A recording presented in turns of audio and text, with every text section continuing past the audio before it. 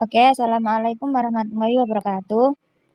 Di sini kami akan menjelaskan mengenai European Union Deforestation Regulation atau EUDR, yaitu tentang transformasi tata kelola sumber daya alam dan pergeseran paradigma bisnis internasional berkelanjutan dengan dosen pengampu Ibu Niken Savitri Primasari, SEMM.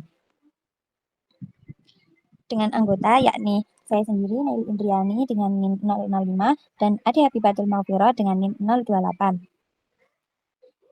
Berikut merupakan indikator dari presentasi kami. Yang pertama, latar belakang. Yang kedua, rumusan masalah.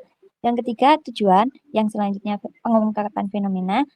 Yang kelima, teori yang melandasi. Yang keenam, UDR. Dan transformasi tata kelola SDA dalam rantai pasok global. Yang ketujuh, tantangan implementasi due diligence dan ketertelusuran. Yang kedelapan, pergeseran paradigma bisnis internasional berkelanjutan. Dan yang terakhir, kesimpulan dan saran. Yang pertama yakni latar belakang. Isu deforestasi dan degradasi hutan sebagai salah satu sumber daya alam yang telah ada menjadi perhatian global yang mendesak, mengingat dampaknya yang signifikan terhadap perubahan iklim, hilangnya keanekaragaman hayati. Menanggapi tantangan lingkungan ini, Uni Eropa atau EU memperkenalkan European Union Deforestation Regulation atau EUDR Regulation tahun 2023 /1115 yang secara khusus menargetkan pelarangan komoditas dan produk terkait yang dihasilkan dari lahan yang mengalami deforestasi atau degradasi hutan. Regulasi ini yang berlaku sejak tanggal 30 Desember 2025 menandai sebuah langkah progresif dan ambisius dalam tata kelola sumber daya alam global. Dari sudut pandang bisnis internasional, ODR bukan sekedar hambatan perdagangan baru, melainkan sebuah transformasi struktural yang mengintegrasikan kesinambungan lingkungan dan tata kelola sumber daya alam ke dalam inti strategi bisnis global. Regulasi ini memaksakan perusahaan untuk meningkatkan transparansi, melacak asal-usul produk, dan dengan teknologi dan bertanggung jawab penuh atas dampak lingkungan dari seluruh rantai pasok mereka. Ada 3 rumusan masalah, yakni yang pertama, bagaimana European Union Deforestation Regulation mentransformasi dan memengaruhi tata kelola sumber daya alam, khususnya hutan dan lahan, dalam rantai pasok komoditas global yang diekspor ke Uni Eropa. Yang kedua, apa saja tantangan utama yang dihadapi oleh pelaku bisnis internasional, termasuk produsen, eksportir, dan importir, dalam mengimplementasikan persyaratan uji tuntas EUDR, terutama terkait aspek ketertelusuran dan verifikasi deforestation free. Yang ketiga, dalam konteks pergeseran paradigma bisnis internasional berkelanjutan, bagaimana EUDR mengubah standar dan praktik perdagangan komoditas, serta apa dampaknya terhadap daya saing dan struktur pasar global. Sedangkan tujuannya yaitu yang pertama untuk menganalisis dan mengidentifikasi dampak substansif EUDR terhadap tata kelola sumber daya alam di negara produsen komoditas, khususnya dalam memastikan ketiadaan deforestasi dan degradasi hutan dalam proses produksi. Yang kedua, mengevaluasi mekanisme implementasi dan tantangan operasional yang dihadapi oleh perusahaan multinasional dan pelaku rantai pasok dalam mempengaruhi persyaratan uji tuntas EUDR, termasuk kebutuhan investasi pada teknologi dan sistem ketertelusuran. Dan yang terakhir, merumuskan implikasi EUDR sebagai bentuk regulasi berbasis lingkungan terhadap standar perdagangan internasional, serta menjelaskan bagaimana regulasi ini mendorong pergeseran paradigma menuju model bisnis internasional yang lebih etis dan berkelanjutan. Selanjutnya yaitu mengenai pengungkapan fenomena.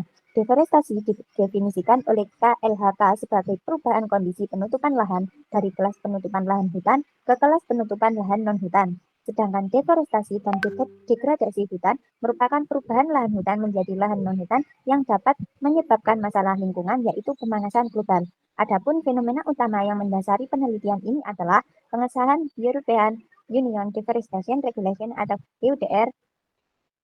Regulasi ini merupakan instrumen kebijakan luar biasa yang dirancang untuk memastikan bahwa konsumsi dan produksi di Uni Eropa tidak berkontribusi pada deforestasi dan degradasi hutan global. Adapun teori-teori yang melandasi bisnis internasional dan keberlanjutan yaitu yang pertama teori kelembagaan atau institutional theory. Teori kelembagaan menjelaskan bagaimana organisasi dipengaruhi dan merespon tekanan dari lingkungan kelembagaan mereka, termasuk norma, aturan, dan regulasi. Yang kedua, teori rantai pasok berkelanjutan atau Sustainable Supply Chain Management atau bisa juga disebut SSCM. SSCM atau biasa disebut rantai pasok berkelanjutan merupakan teori yang berfokus pada integrasi pertimbangan lingkungan dan sosial ke dalam seluruh proses rantai pasok. Yang ketiga, teori stakeholder. Teori ini menyatakan bahwa kesuksesan jangka panjang Suatu perusahaan tidak hanya bergantung pada pemegang saham, tetapi juga pada pengelolaan hubungan dengan semua pihak yang memiliki kepentingan dalam aktivitas perusahaan. Yang terakhir, teori internalisasi eksternalitas, di mana teori ekonomi ini menjelaskan bahwa dampak lingkungan eksternalitas negatif seringkali tidak tercermin dalam harga pasar. Baik, untuk selanjutnya yaitu EUDR dan transformasi tata kelola sumber daya alam dalam rantai pasok global. Melalui analisis konseptual dari EUDR menunjukkan bahwa regulasi ini berfungsi sebagai katalisator utama dalam mengubah tata kelola sumber daya alam yang terkait dengan komoditas global.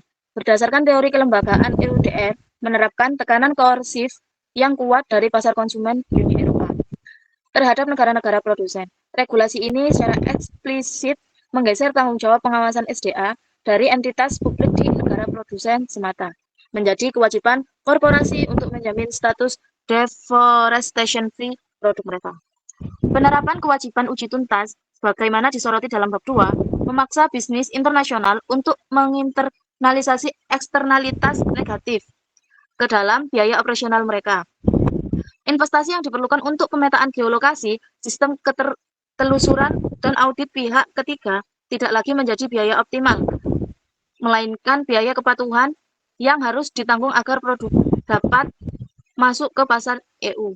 Dengan adanya analisis ini menjawab rumusan masalah pertama mengenai bagaimana EUDR mentransformasi tata kelola SDA, yakni dengan memprivatisasi dan memandatarikan tanggung jawab lingkungan di sepanjang rantai pasok. Kemudian ada tantangan implementasi due diligence dan ketertelusuran. Yang pertama ada kompleksitas rantai pasok dan geodata.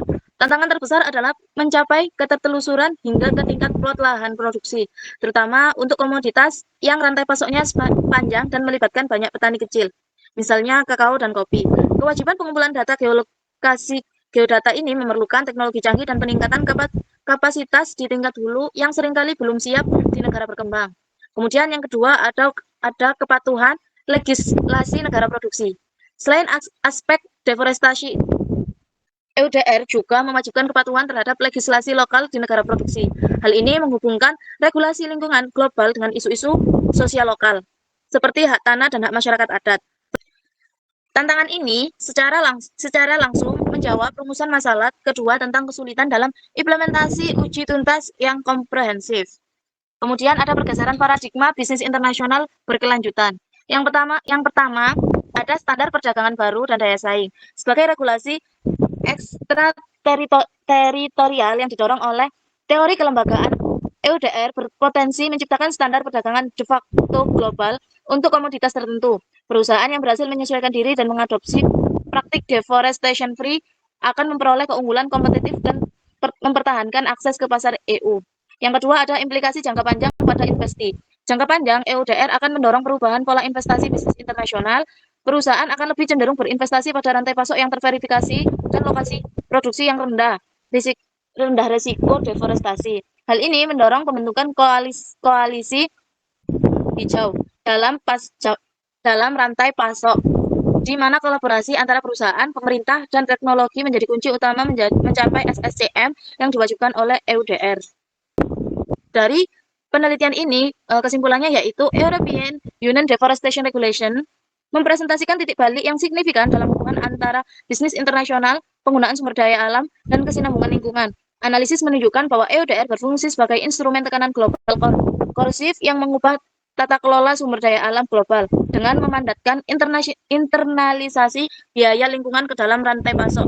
Regulasi ini secara eksplisit menggeser tanggung jawab pengawasan deforestation free dari entitas publik di negara produsen menjadi kewajiban uji tuntas korporasi yang harus dibuktikan melalui sistem ketertelusuran berbasis geolokasi. Meskipun demikian, implementasi regulasi ini menciptakan tantangan besar, terutama terkait kesiapan teknologi, kompleksitas verifikasi deforestation free di tingkat petani kecil, dan kebutuhan untuk memitigasi risiko legislasi lokal secara fundamental. Secara fundamental, EUDR mendorong pergeseran paradigma dalam bisnis internasional, menjadikan kepatuhan lingkungan dan tanggung jawab sosial sebagai syarat wajib untuk legitimasi dan akses pasar, yang pada akhirnya membentuk standar perdagangan global baru bagi komoditas berisiko tinggi. Dari kesimpulan tadi dapat kita sarankan yaitu yang pertama bagi pelaku bisnis internasional, perusahaan wajib segera berinvestasi dalam teknologi ketertelusuran dan pemetaan geolokasi yang terintegrasi. Penting untuk membangun kemitraan yang transparan dan kolaboratif dengan pemasok di hulu, serta mengembangkan mekanisme mitigasi risiko yang tidak hanya berfokus pada deforestasi, tetapi juga kepatuhan terhadap seluruh legislasi lokal sesuai persyaratan EUDR. Kemudian yang kedua ada bagi negara produsen. Pemerintah perlu mendukung dan memfasilitasi petani kecil dan produsen lokal dalam mencapai kepatuhan EUDR, terutama melalui program pendampingan teknis dalam pengumpulan data geolokasi dan sertifikasi deforestation free. Diperlukan upaya kolaboratif dengan EU untuk memastikan bahwa standar regulasi tidak menjadi hambatan perdagangan yang tidak adil atau non-tarif barrier. Yang ketiga atau yang terakhir yaitu bagi penelitian lanjutan, didasarkan untuk melakukan penelitian empiris lebih lanjut mengenai dampak sosioekonomi EUDR di negara produsen, khususnya bagaimana biaya uji tuntas mempengaruhi struktur harga komoditas dan kesejahteraan petani kecil. Selain itu, perlu dikaji efektivitas teknologi remote sensing dan blockchain dalam memenuhi tuntutan ketertelusuran yang diwajibkan oleh EUDR. Baik, ini daftar pusaka yang kami gunakan. Terima kasih.